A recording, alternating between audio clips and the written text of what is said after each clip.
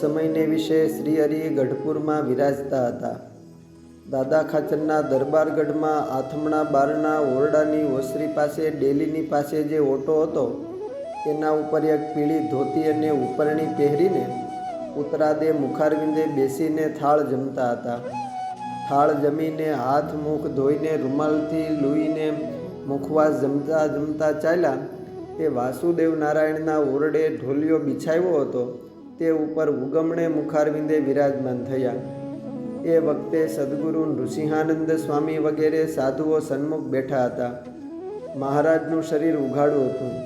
તે મૂર્તિના દિવ્ય વિગ્રહના દર્શનનું સુખ સંતો લેતા હતા। ત્યારે નૃસિંહાનંદ સ્વામીએ હાથ જોડીને શ્રીહરિને પૂછ્યું જે હે મહારાજ, આવવું ને આવવું તમારી મૂર્તિના દર્શનનું સુખ અંતરમાં અખંડ રહે ખરું? ત્યારે શ્રીહરિ કહે, તમોગુણ, રજોગુણ અને સત્વગુણ જ્યારે જીવને વિશે આવે છે ત્યારે અંતઃકરણને ફેરવી નાખે છે, એટલે મુક્તિનું સુખ રહેતું નથી અને સમજણને ફેરવી નાખે છે ને તે ગુણ કારણ શરીરમાં રહે છે। તે કારણ શરીર કેવું છે? તો એ કારણ શરીર તો કોટી બ્રહ્મ હત્યા જેવું છે ને જીવને સુખ આવવા દેતું નથી। તે જેમ ઇન્દ્રને એક બ્રહ્મ હત્યા વળગી હતી, તે સુખ આવવા દેતી નહોતી ને એ કારણે એનું શરીર પણ કૃશ થઈ ગયું હતું। તેને એક દિવસે મુનિ નારદ મળ્યા અને તે પ્રમાણે પૂછ્યું કે ઇન્દ્ર, તું આટલો બધો દુબળો કેમ થઈ ગયો? ત્યારે તે કહે કે મુનિવર, મને બ્રહ્મહત્યા વળગી છે તો કોઈ વાતે સુખ આવવા દેતી નથી। આ સાંભળીને નારદજી કહે, ઇન્દ્ર, હું તને ઉપાયની એક વાત કહું પણ તે તને મનાશે નહીં। ત્યારે ઇન્દ્ર કહે, મારા હિતની વાત મને કેમ મનાય નહીં? આપ કૃપા કરીને મને કહો। ત્યારે નારદજી બોલ્યા, જે દેવરાજ ઇન્દ્ર, તારા નાના ભાઈ વામનજીને તું તારા હૃદયમાં ધાર અને એમનું ચિંતવન કર। તે સાંભળીને ઇન્દ્રએ તુરત જ માથું ધૂણાવ્યું ને હસીને બોલ્યો, જે મુનિવર, તમે મારી ઠેકડી કરતા લાગો છો। તમે કોઈ મોટા દેવનું ધ્યાન કરવાનું કહ્યું હોત તો ઠીક,